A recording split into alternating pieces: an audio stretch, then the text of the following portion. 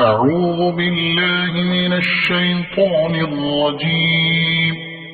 بسم الله الرحمن الرحيم. قل أوحي إلي أنه استمع نفر من الجن فقالوا إنا سمعنا قرآنا عجبا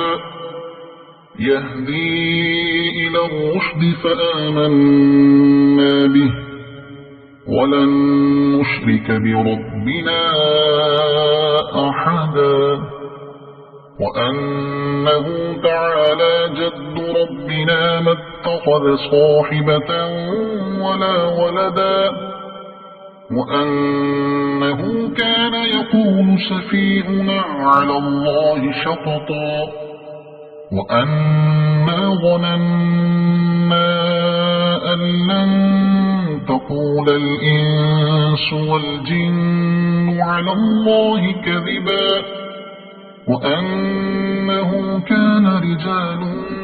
من الإنس يعوذون برجال من الجن فزادوهم رهقا وأنهم ظنوا كما ظننتم أن لن يبعث الله أحدا وأنا لمسنا السماء فوجدناها ملئت حرسا شديدا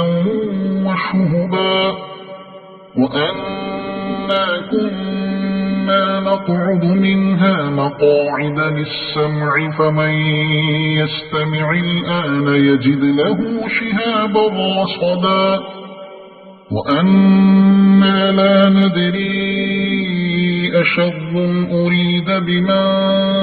في الأرض أم أراد بهم ربهم رشدا وأنا منا الصالحون ومنا دون ذلك كنا طرائق قددا وأنا ظننا أن لن نعجز الله في الأرض ولن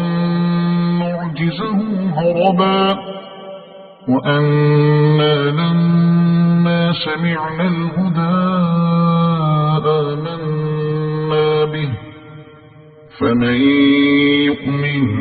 بربه فلا يخاف بخسا ولا رهقا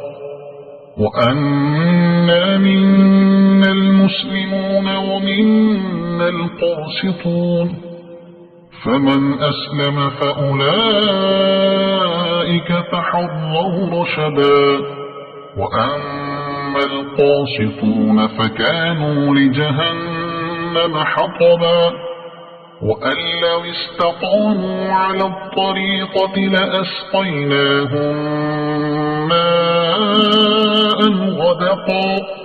لنفتنهم فيه ومن يعرض عن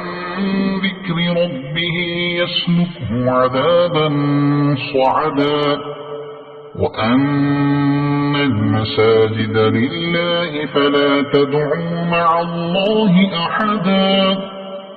وأنه لما قام عبد الله يدعوه كادوا يكونون عليه لبدا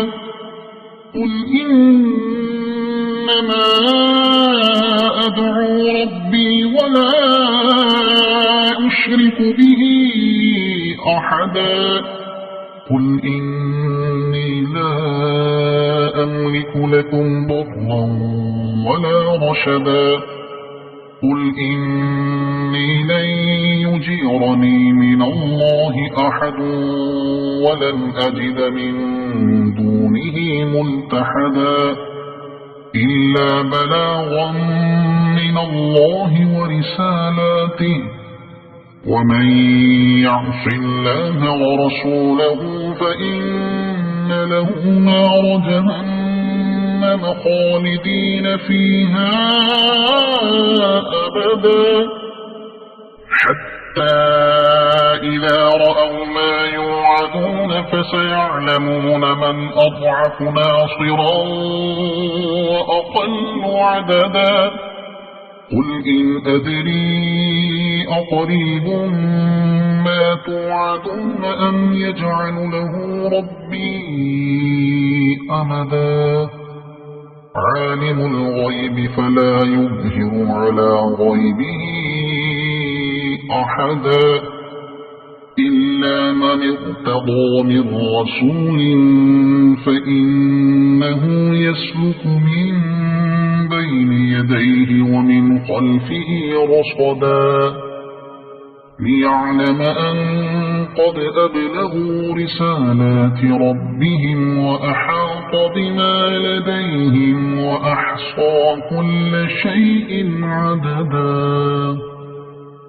صدق الله العظيم.